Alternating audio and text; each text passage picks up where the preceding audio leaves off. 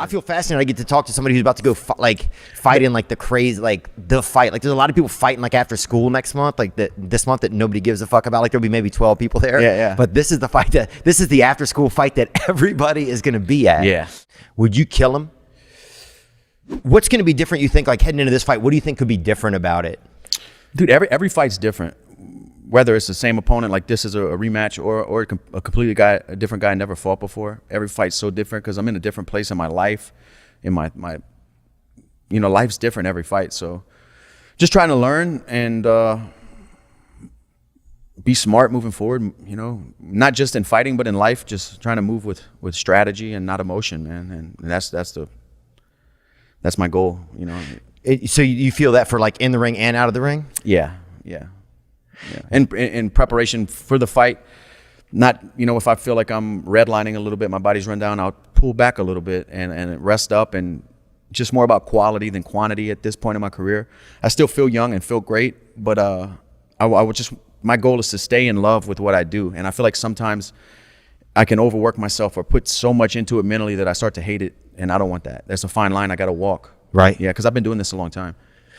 Yeah, I can imagine, especially this past year, because there was a couple times you were gonna fight. Yeah. And it got pulled back.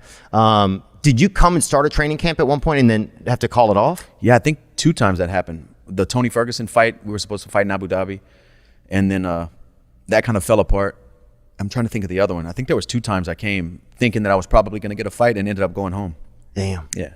But it's not done in vain, because I come here, I get pushed, I learn new things with these guys, surrounded by a bunch of great professional fighters and coaches. So it's nothing lost coming and doing that. It's just the mental, reps. I'm revving the engine up and then not getting the race. Yeah.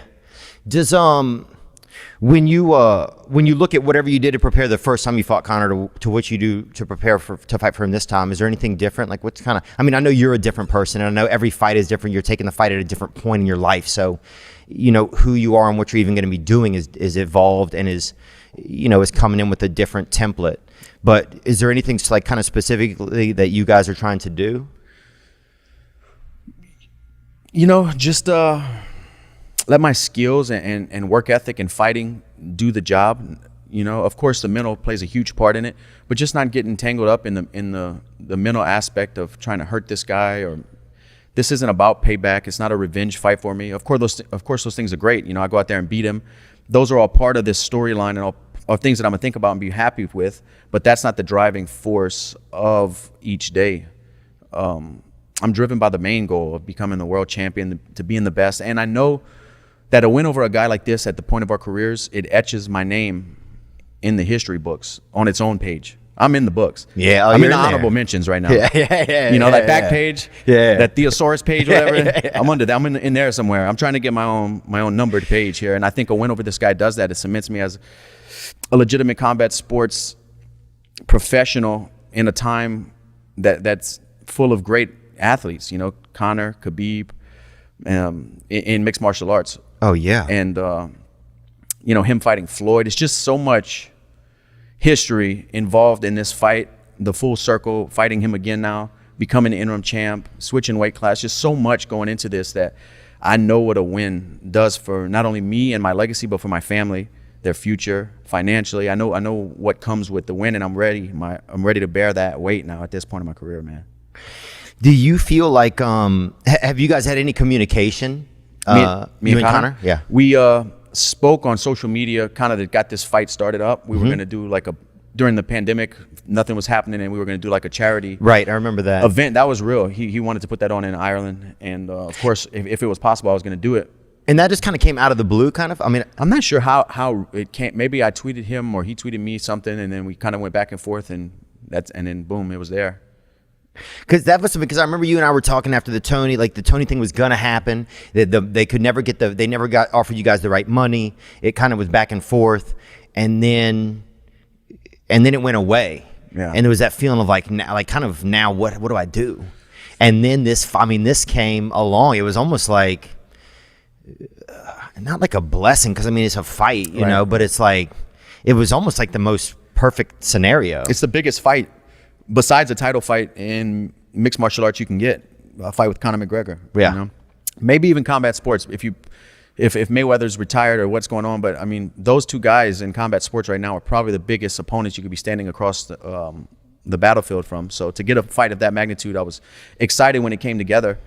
And I know like I said, what it brings. A win over Conor brings a lot more exposure, and it brings a title shot. You know? Do you think like do you have any like keys going into the fight? Like if we get to this far, then I have this better chance, or that I have this different strategy. I mean, I know some of you might not want to share, but like going into it, is there just something? Because the first fight just ended in the first round, and I'm sure that feels so deflating because you guys were just kind of getting into the dance. Yeah, I didn't even get to fight. The fight didn't even get to blossom.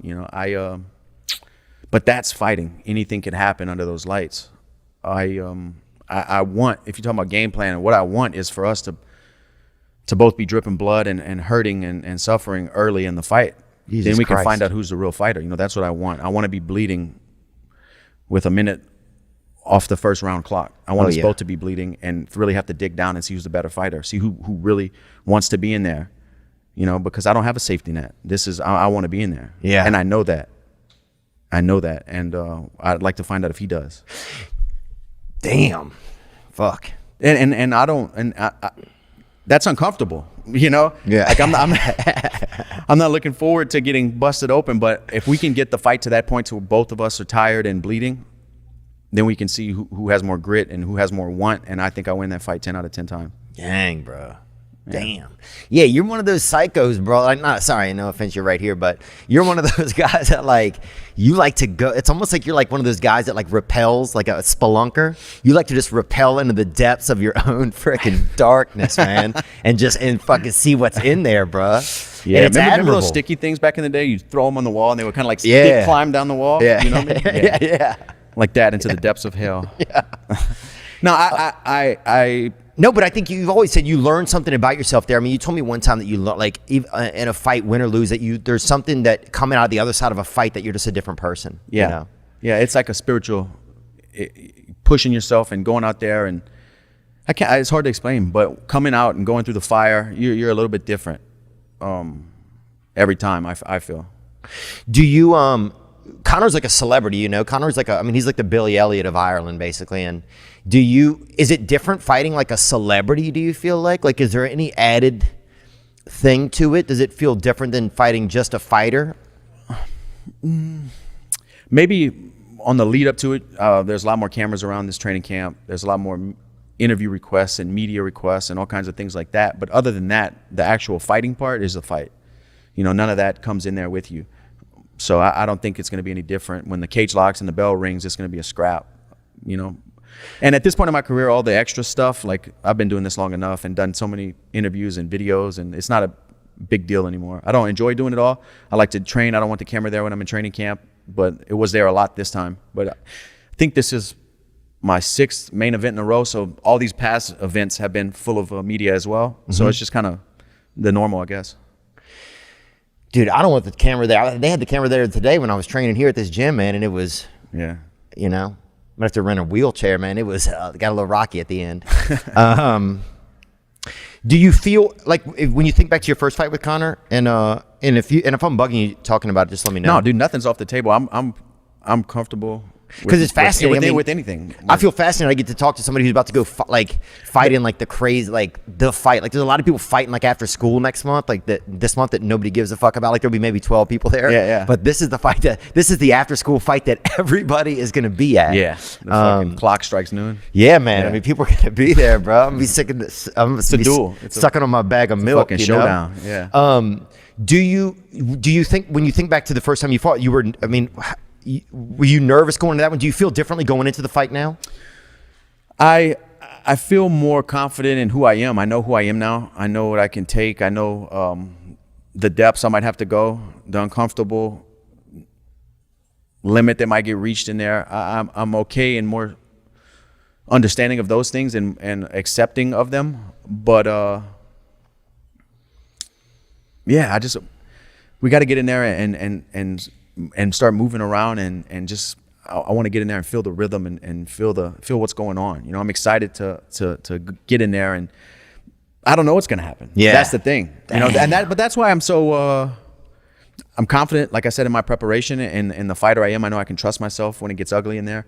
But that's why I'm not scared to talk about anything, because it's truth. Fighting is truth. Like, I can't go in there and then pretend or fake it in there. You know, what's going to happen is going to happen. I'm going to win or I'm going to lose. It's white and black. There's no gray area. So I'm not scared to talk about any of those aspects about fights, because there's nothing to hide. You're going to see it January 23rd. You're going to spend the $60 on pay-per-view, and you're going to see it. So there's no reason to even try to beat around the bush. I'm prepared. I'm focused. I know I can beat anybody in the world. I feel like I'm one of the best at 155 pounds walking the earth at this given time. Damn, bro, that sounds almost Egyptian when you say it. Hieroglyphics. Yeah. Yeah, and that's just it, man. A lot of the work has been done. You've done a lot of the work. Yeah, and I think a lot of times I was fighting. I was accomplishing things that maybe my skill, but that's tough to say. My skill level wasn't there yet, but I was beating guys and rising up through the ranks and getting myself in big fights. But I was just learning on the job, and I'm still doing that. You know, I'm still learning. I'm going to learn on the walk to this one. I've been learning all training camp. This is a whole new journey. I have to go to Abu Dhabi. I have to quarantine in Vegas. You know, I'm leaving this weekend. This is usually I'm still sparring and still doing strength and conditioning. Now I'm getting on flights and quarantining. So it's just a different landscape in 2020 or 2021 to go out and put on one of the biggest events on pay-per-view and fighting. And I'm just rolling with the punches, you know, and that's just it. But I'm confident in the work I put in. And like I said, I know I can beat anybody in the world. I just have to be mentally in the moment. That's what this comes down to. I need to be in the moment to execute. You know, execution is worship, man. And I just need to be able to execute that night. You know, 25 minutes. He can be better than me the rest of the year. I just need 25 minutes, January 23rd. That's not even a half hour, dog. Dude, my daughter was conceived in less time. Oh, damn, bro. Hey, I believe it. Yeah, but so I've done some things myself, but yeah. But that's fighting. That's life. That's where I'm at mentally. I feel like a lot of years, maybe my physical was here, my mental was catching up, or, you know, but I feel like in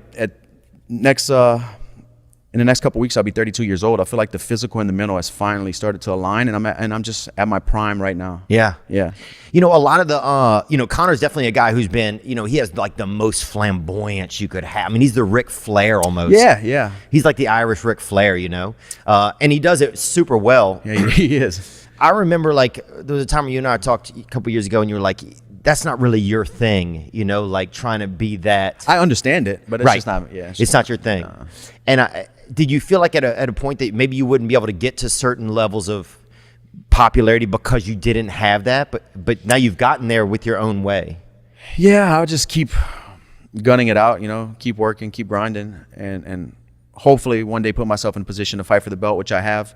I'm trying to do it again here, but I'm not going to go that route. You know, I understand it. I understand it's entertainment and stuff like that. I just don't like it, man. Yeah. It's a turn off for me. Even when I see other guys do it, I'm like, oh, fuck. Some of it's too much. Yeah. Some people, they bring they got to go for something on them. They do something. Yeah. They're doing wild. They could bring voodoo dolls or whatever. Yeah, they don't. There's no limits. Yeah, it's getting wild. Yeah. Do you feel like it's getting weirder overall, though, or you feel like in the end it's going to stay kind of where it is?